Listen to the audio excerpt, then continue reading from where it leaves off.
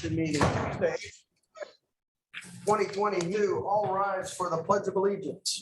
I pledge allegiance to the flag of the United States of America and to the republic for which it stands, one nation, under God, indivisible, with liberty and justice for all. Can I hear a roll call, please, Bonnie? Yes, Mr. Bova, Here. Mrs. Cerrucci. Here. Mrs. Delaney, Here. Mrs. McBride, Here. Ms. Mungo, Here. Mr. Ritter, Dr. Singh, Here. Mrs. Warning, Here. and Mr. Williams. Here. And is Wanda Thomas? No, there? there's no one out there. Do you think there's any chance they're at the LGI? or- Right, that's, It is. I mean, we listed, it was advertised and posted as here. We even made a comment during the last meeting. Yeah, and somebody would have emailed us. Doesn't matter. All right, so no comments from residents since there's no, residents. Well, not residents. So let's move on to, Dr. Short, take over. We're all gonna get to the honors. Let's go. Okay, section B, financial reports, Mr. Schott. Thank you, Dr. Short. Section B this evening, under financial reports, we are presenting Section B1 list of bills for the month of April 2022 and Section B3 budget transfers for the month of April 2022. Please note that the Section B2 financial statements for March 2022 will be added to the agenda prior to the April regular board meeting. Questions, comments? Section D, personnel agenda, Mrs. Crump.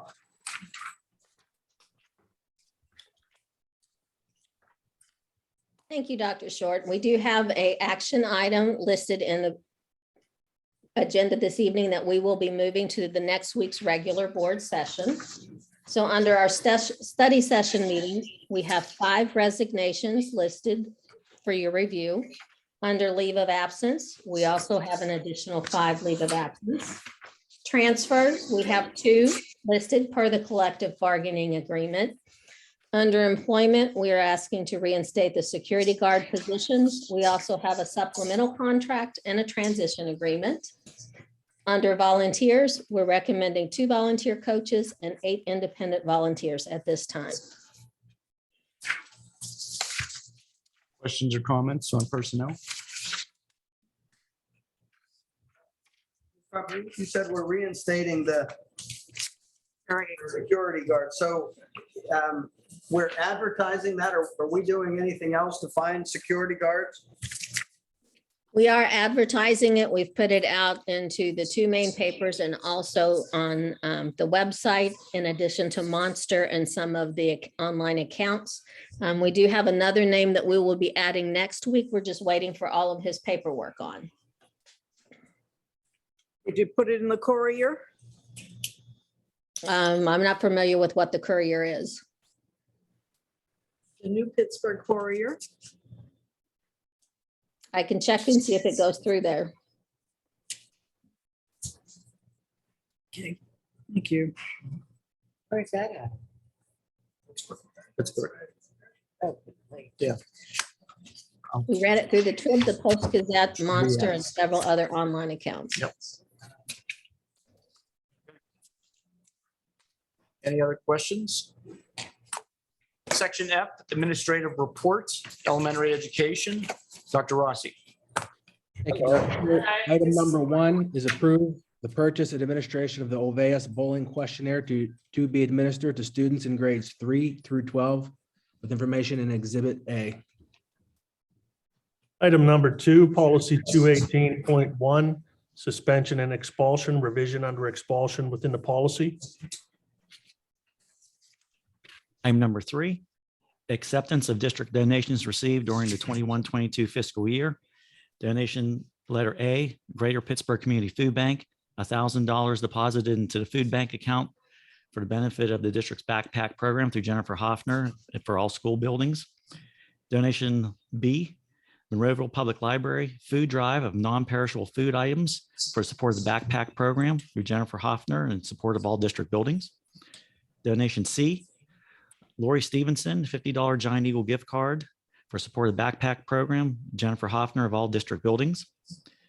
Donation D, Rotary Club in Monroeville, $100 check and $20 cash for support of the backpack program, Jennifer Hoffner of all district buildings. Donation E, Cochrane of Monroeville through adopt.classroom.org, a $5,000 donation split among 10 teachers for support of student classroom activities at the Dr. Cleveland Stewart Junior Elementary School. Item number 4, approval of extension of preventive maintenance service contract for 2 weight rooms with G&G Fitness Equipment, Inc. for the 22-23 fiscal year in the amount of $2,228.57 and as depicted in Exhibit C. Item number 5, approval of renewal and administrative fee payment for the current Better Unemployment Compensation Comprehensive Program through the Pennsylvania School Boards Association for the 22-23 fiscal year in the amount of $19,864.24 and is depicted in Exhibit D. Item number 6, approval of renewals and premium payments for district insurance coverage policies for the 22-23 fiscal year as depicted below. Item number 7, approval of the Tricog Land Bank's notice of proposed property disposition for 2 Monroeville properties located within the Gateway School District, that is as depicted in Exhibit E. Item number 8, approval of the Title I, Title II, Title III, and Title IV federal funds, final allocation amounts for the 21-22 fiscal year. Those amounts are depicted below. Item number 9, award of bids, school supplies for the 22-23 fiscal year. As the totals indicated Open below. that super quiet door, please. And with the detail depicted in Exhibit F. Item number 10, approval to advertise for bids for the cafeteria fund, bread and bakery vendor products for the 22-23 fiscal year. That is an annual bid. Item number 11, approval to advertise for bids through the cafeteria fund, 2 new combi ovens for the 22-23 fiscal year. Item number 12, approval of change orders for the Gateway Middle School renovation project for the construction fund for the 21-22 and 22-23 fiscal years. Please note that these are to be determined, but we wanted to have these listed for conversation's sake. The first one being through Liacarius Construction Company for cafeteria courtyard concrete enhancements. The second being through Mern and Mern for the correction of soil conditions under the new additions.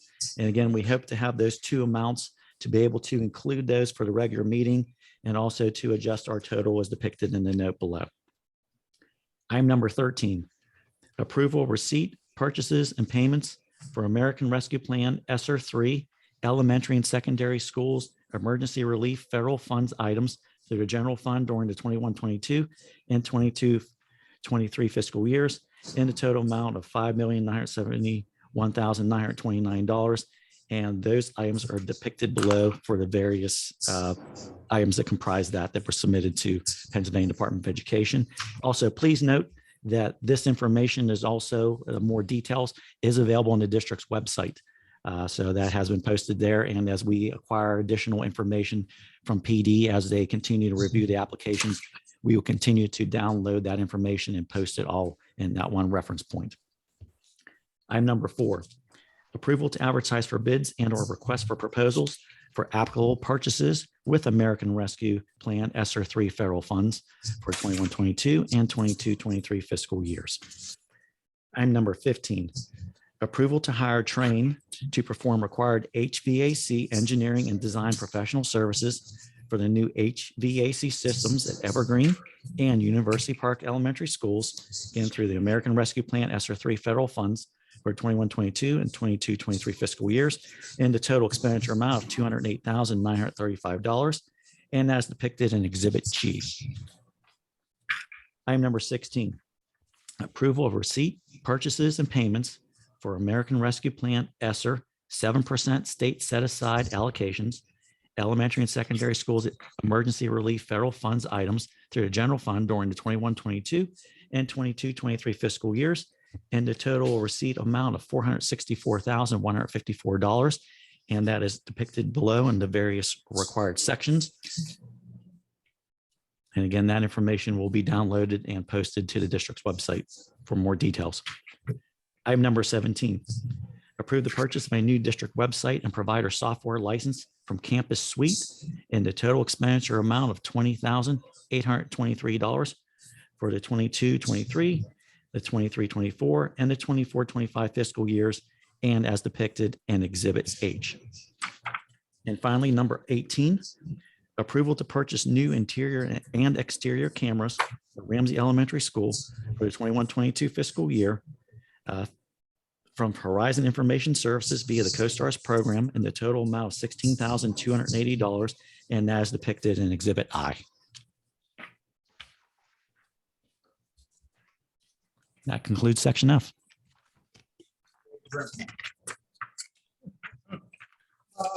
I have a question.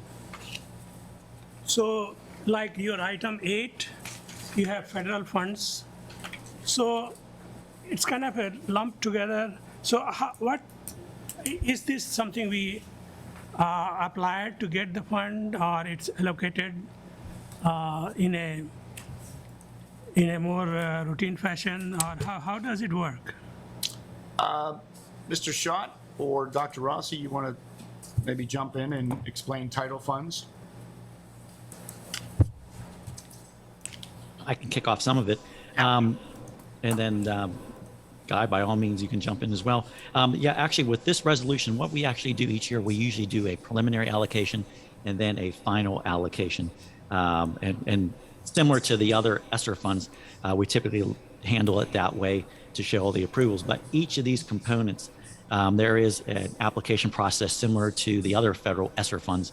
That is through the Pennsylvania Department of Education, through their e-grants, where there is certain information that must be indicated in terms of how the funds will be expended. There's also mandatory pieces of those funds that must be passed through to some of our non-public schools that are within the district as well. And the e-grant system does some of those calculations based on the estimate and then final allocation amounts for that. These amounts were just released within the last week or so. And actually, this is something that even Dr. Rossi and myself later this week will be working the e-grant system to finalize these various applications and to get the updated numbers so we can assist us in our tracking of the various expenditures to see exactly what has been fully expended, but also what remains to be expended, so we can check with the various departments to make sure that they are spending those funds in accordance with how we've indicated to Pennsylvania Department of Education that we are spending those funds. So to me, so it's a federal fund, but is administered through the Pennsylvania state. Yes, they do flow through there. Actually, these are kind of, I'll call our normal federal funds, with the exception of all the various resolutions similar to the two we have on that we looked at this evening in reference to ESSER 3, the 7% state set aside. Previously, we've also had ESSER 2, ESSER 1, some other smaller grants as well. Those are all the result of the COVID-19 pandemic. In a typical year, this piece of title funds, along with some of our access funds and also some of our IDEA funds, typically represent about 1% of our overall budget. Again, this is something that we'll actually talk about as we move into our budget meetings. And actually, speaking of that, we do have our first Budget and Finance Committee meeting scheduled for Tuesday, May 3rd at 6 o'clock in the high school LGI. So gave me a nice little segue to make sure that we mentioned that this evening as well. Thank you. Thank you. I had a question too. Mr. Schott, I guess I'm kind of similar to that. I'm looking at 16 of the various receipts and all. How do you determine which program gets what's set aside and all? And Dr. Chakey, is any money set aside for the Equity Committee with ESSER? With these items, these were mandatory carve-outs from the state with ESSER funds. As far as an equity component, and please, Dr. Chakey jump in, or Dr. Rossi jump in. I don't believe that would meet the specific criteria as indicated here in terms of some of the learning loss, summer enrichment, and then after-school tutoring for that.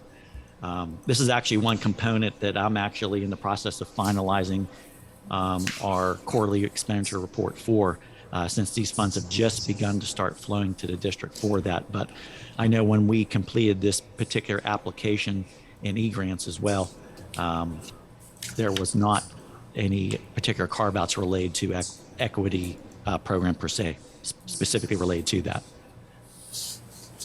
Okay. How can, well, we can't work it in, but these funds are already allocated, so I know we can't work that in. Okay. Mr. Schott, on the 2 new combine ovens for the Moss Side Middle School, Yes. are they not CoStar? We can't go through those? No, one of the things with those is that since that will be paid for from the cafeteria fund and using federal funds, we have to bid those. We do have a quote for conversation's sake, but I can't say that number just to make it fair for that particular vendor. Okay. For that part of it. But that's the reason being, similar to, for instance, under the ESSER 3 for the new HVAC systems, since those are being paid for from federal funds, those will be formally bid out, particularly since those projects are in excess of approximately $2 million each. Okay, thank you. Yep, you're welcome. I have a question about the Ramsey Elementary School cameras.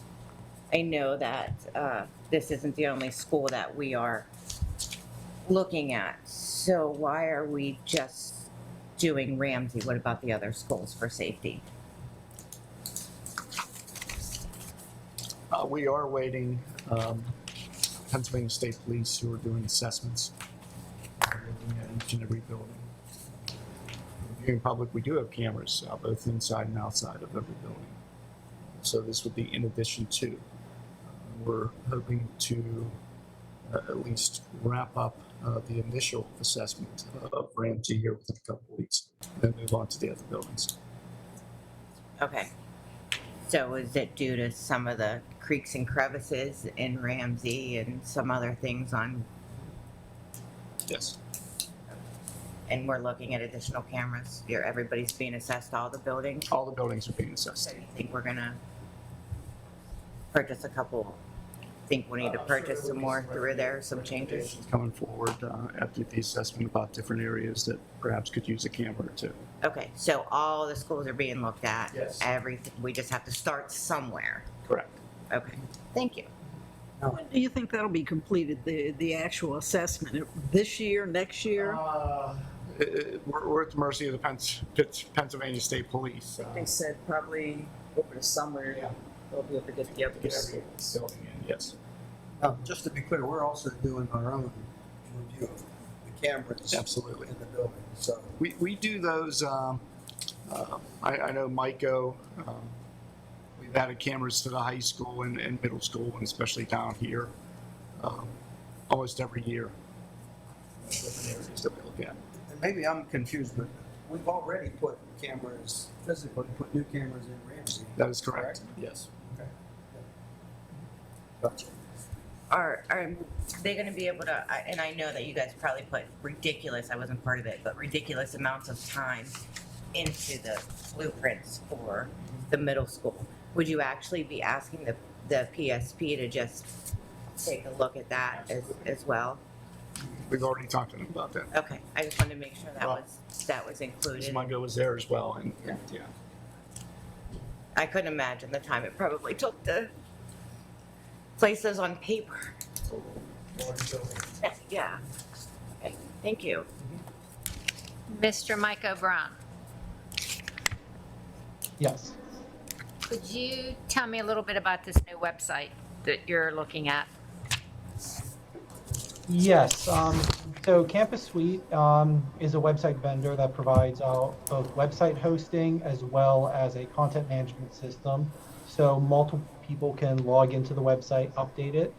It also has some unique features, such as being able to post to the website as well as to social media feeds both at the same time, as well as you can schedule events for the future, which is something more unique to this solution. So we can make sure we always have fresh posts going out, even if we're not able to update the website continuously every day.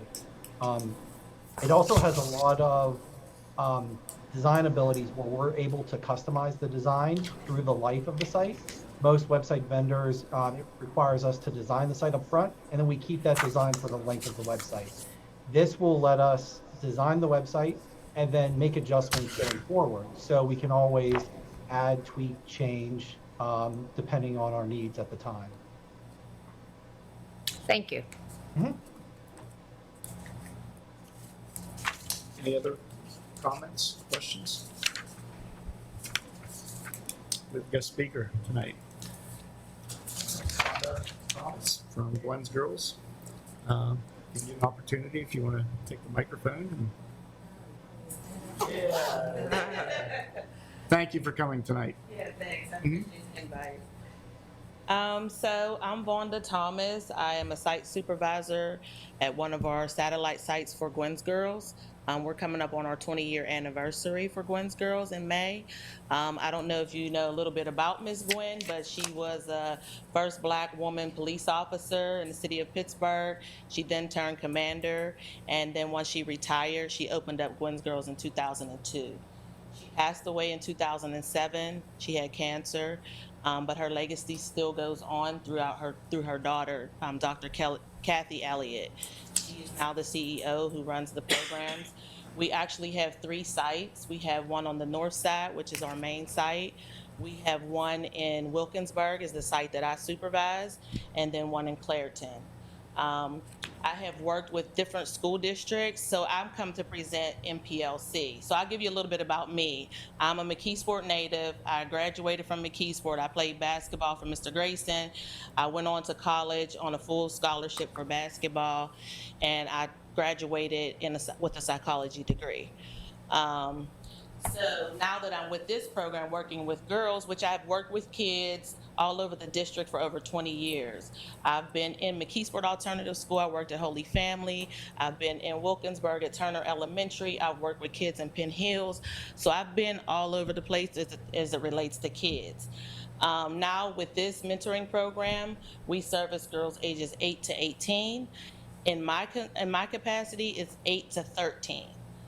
We do a project called MPLC, which is the acronym for Making Positive Life Choices, and we push into the schools. And so I've worked with Wilkinsburg School District, I worked with Penn Hills School District, and I worked with Woodland Hills as well. We would go push in, talk to the counselors at the schools. They would let us know what girls would benefit from the program. And so with MPLC, we talk about life skills, healthy relationships. We talk about bullying. We have all these different sessions, health and wellness, hygiene, you name it. We have these discussions. And it's also a way for us to introduce Gwen's Girls to some of the girls around the neighborhoods if they haven't heard of it. And so that's why I'm here today to present to you all, because I saw a need out here. I'm from McKeesport. I live in Monroeville. My kids attend the school here, and I just kept seeing the need, like there's nothing out here, and I really feel that it would be beneficial for a lot of the girls to, take advantage of the program, and they might like it as well. We have summer camps as well. We're coming up. Our summer camp starts June 27th. It runs 8 weeks. It is a free program. As you know, we're 501, so we are funded through the county. And so that's pretty much in a nutshell. We do have other programs as well. For older girls, we do have a Bagala program, which is Black Girls Advocacy and Leadership Alliance. And that works with school-age girls to learn about advocacy, leadership, workforce, development, resumes, things like that. That's a different component. Once they turn 14, they move from my program onto that program. And so we have people that work with them, help them. They actually do programs at Point Park.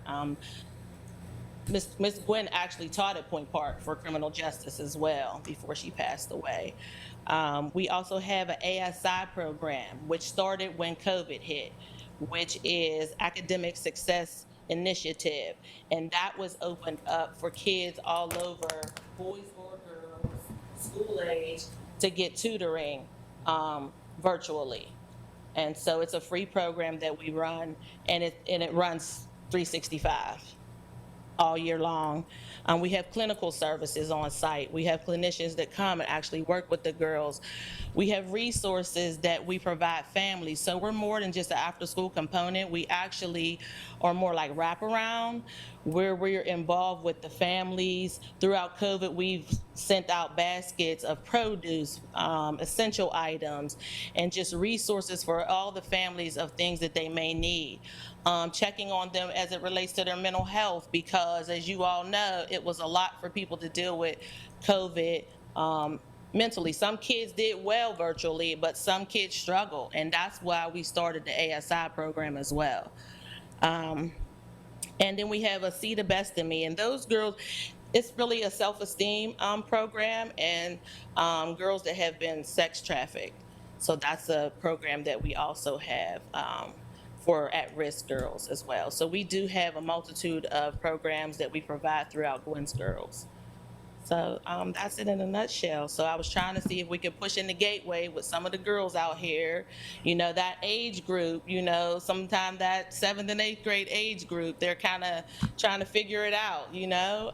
So they go through a lot. We talk about how your body's changing, you know what I mean, as it relates to developing and boys. And so there's a lot that we talk about when it comes to the girls. So I thought it would be great for a gateway to have this program at the middle school. Thank you for your time tonight, coming out here. Can I ask a question? Mm-hmm. So if Gateway becomes involved, now, would you have a site here? How would you do that? Because you're in Wilkinsburg. So, and how would you work to get them involved? So if what that we is do a possibility. Yeah, so what we do is, my experience with Woodland Hills, once we talk with someone at the school, they provide a space for us within the school. What we do is we come in, so I don't deal with the kids till after school, okay? So we would typically come during the school day. Say like it was on a Wednesday. Every Wednesday for 8 weeks, we provide the services for those 8 weeks. And we come in, you give us a space, and you tell us what time, you know, will work better for that group of girls. Some girls come during their recess, lunch, whatever it is. Hall maybe, or something. So like they that. have somebody to talk to, especially if they were experiencing some mental health concerns. Yeah, yeah. So it's about Wednesday you'd be available, or whoever. Yeah, so whatever day works for the school, and you tell us what time. It's typically like 40 minutes that we work with the girls every week for those 8 weeks. But this would be available to all girls, not just a girl that might be at risk or struggling. I mean, there's just so many resources that you got. I know about the program that you guys provide. That any young girl could take advantage of it. Yeah, ages 8 to 18, we take them. And they'll be able to be. Effective for students that I taught in the city, so that, and I was at Westinghouse. Okay. Yeah, we had So- girls at Westinghouse as well. And it helped in terms of their self-esteem. I really was glad that they had a program out there, so I could see the need, as you said, Yeah. out here. And the online tutoring would be available for Gateway students. It's available to any school-age child, boy or girl. Okay, all right. And so they just pop in, they get signed up, you know. They'll get signed up a little quicker if they were part of the program as well. You know, we take our kids first. However, we do provide it for all school-age kids. They go in with a tutor. It's 1 hour, say 1 hour a week, or every day if they want to. Some kids just pop in for homework help, you know what I mean? But if they're actually getting tutored every week, well, they would work with the same tutor all the time. But it is online, it is virtual, and that started when the pandemic kind of started. And I have also worked with Gwen girls, and as you know, the students that I have are the most at risk, usually removed. And they are wonderful. The tutoring, even the pop-up, the pop-in tutoring and the self-esteem, all of it. I've had great success with some of my youngest girls struggling through some of the things that they help with. And today, today I have a couple. There are some girls here at the middle school that actually used to come to my program. So In Monroeville, Gateway? Mm-hmm. Okay. Mm-hmm. Is Yes. there any cost to the district for you coming on board? No. Even, Maybe I was misunderstood. I think, is it during school and after school or just during the school? so for the MPLC piece, we would push income into the school during the school day. The after-school program is typically after school. We do provide transportation, but it is within a 3-mile radius. So I was trying to find out if I could find a space out here to actually run an after-school program here. But right now that hasn't happened. So, but yeah. What do you mean, like an independent, a separate building? Mm-hmm. Like we have our other locations. Yeah. Before you leave, I want to talk to you because I have a great building in mind. Okay. I have a building also. Okay. Would you want a space in like the high school and the middle school? Church. In the middle school. Michael's church. And the high school, like, would you need, Also spectacular. what would your ultimate, what would this look like for you? Like one day at the high school? I don't know what your staff is like, one day at the So middle for me, school? I would be working with the middle school. Okay. If you wanted something with the high school, that would be the Bagala program, which is the girls 14 to 18. Okay. I work in the capacity of 8 to 13, right? But that's something that is doable. We would just have to sit down and discuss those type of things.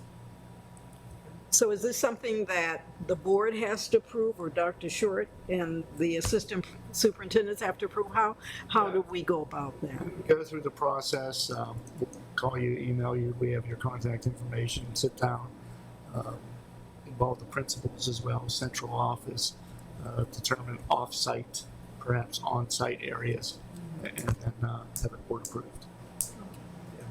Yeah, I've been doing it for a couple of years with Woodland Hills, actually, and Turner Elementary School in Wilkinsburg. So how many girls do you have at Woodland Hills? So we typically ask, when I speak to the counselors at each school, we ask for about 12 to 15 girls, and we let the counselors decide who would best be a fit for the program. And you have enough staff where you're not in a situation where, let's say you do a program and I hate for someone to, girls get involved in the program and then staff doesn't show up. Are you dealing with a shortage like everybody else is? Okay, good. Not really, no. I still do the workouts on the north side. That's where the main location is, on the north side, actually. Dr. Kathy Elliott, she just actually bought a building in Wilkinsburg. So she'll have a space of her own that will have her mother's name on it. We went to visit it last Friday. It's in Wilkinsburg. It's the old, I think it's the old post office, right across from the police. Okay. Mm-hmm. Your work is important. Thank you. Yeah, yeah. Be in touch. Okay, thanks. Thank Have you a good very one. much. Yeah.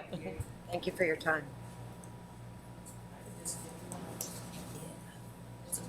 Thank you.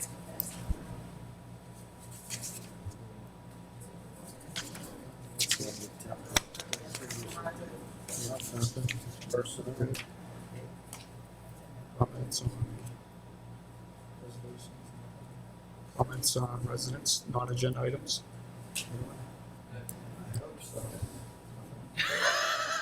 Lieutenant's report? We're busy.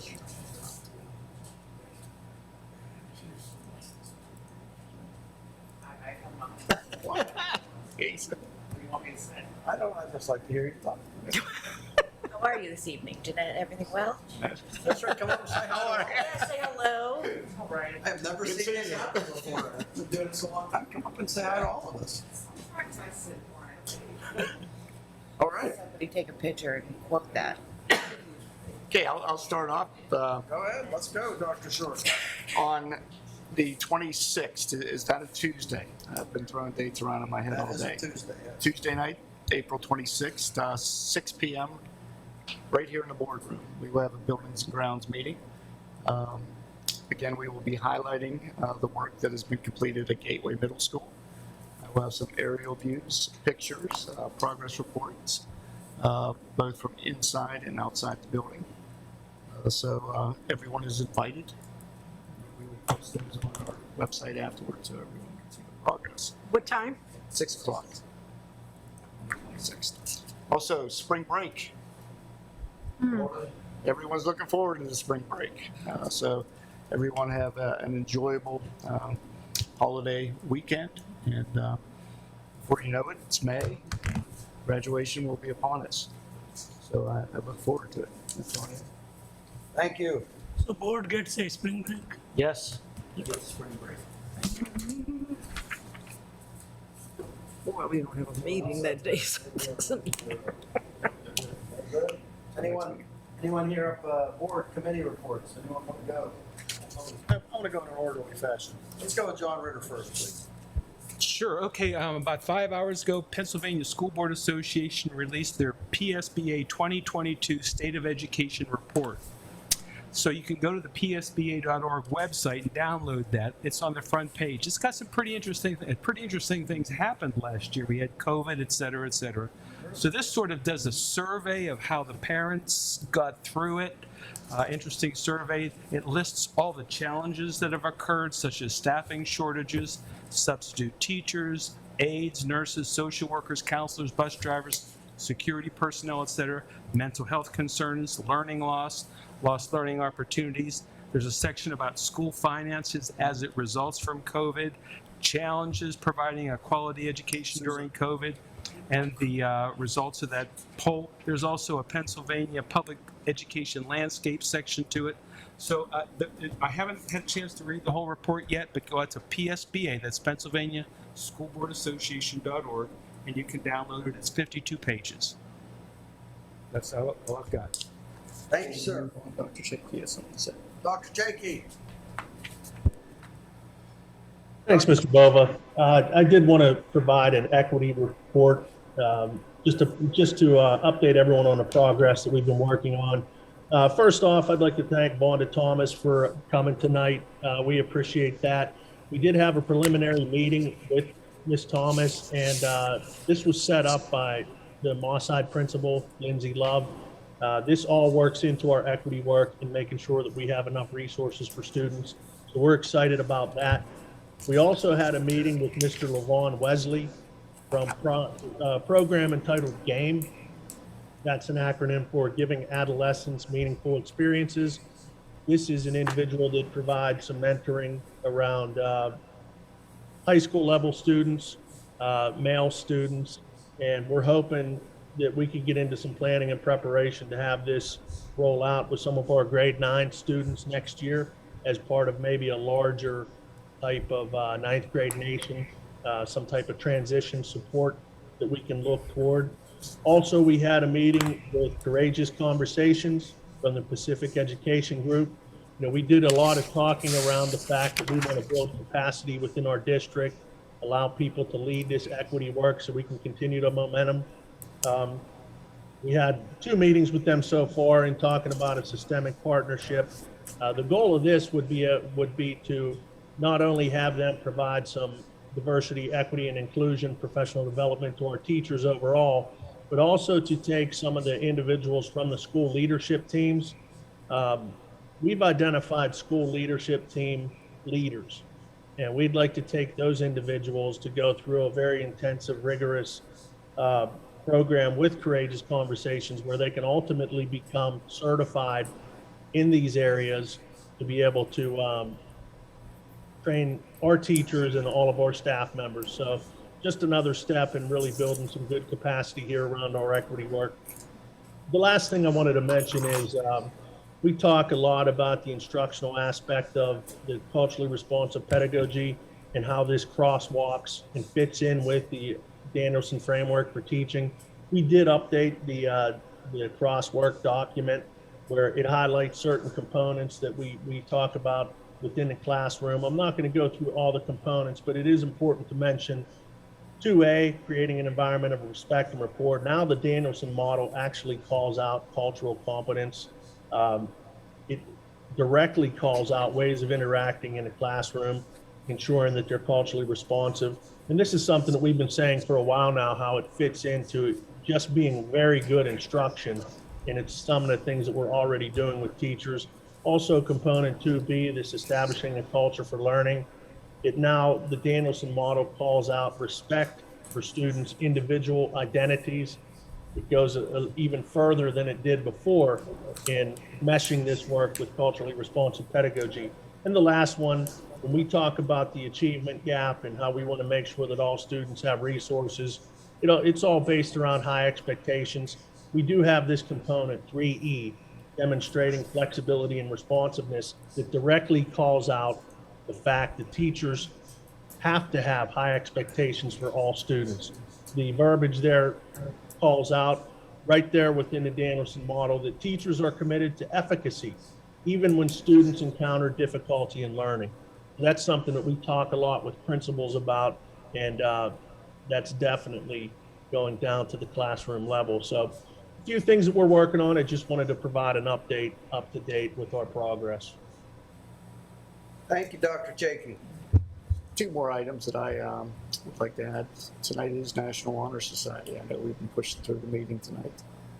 So if anyone's out there and wants to stop by and recognize and honor our children who have exceeded and established themselves academically and outside of the classroom, please stop by the high school auditorium tonight at 7 o'clock. And Mr. Helchi and the work with the musical, outstanding job once again. All right, next, how about you, Val? Val Warning. Just wanted to let everyone know that our athletic department, all the tickets have gone digital. If you go onto our athletic site, and it will give you how to get your tickets. It's easier in case we do have problems, they still will be able to help you at the gate. So let's check into that. And our teams that are out there, let's go volleyball, boys volleyball, baseball, which they're trying to hopefully get our field ready. But they have been able to find other places to be playing. We have girls softball and tennis and lacrosse. So there's always seems like there's something going on. So check our website and get yourself out and see our students. That's it. And everyone have a good holiday. Thank you. Scotty Williams. Speaking of athletics, we need to have an athletic committee meeting, hopefully the same night as buildings and grounds.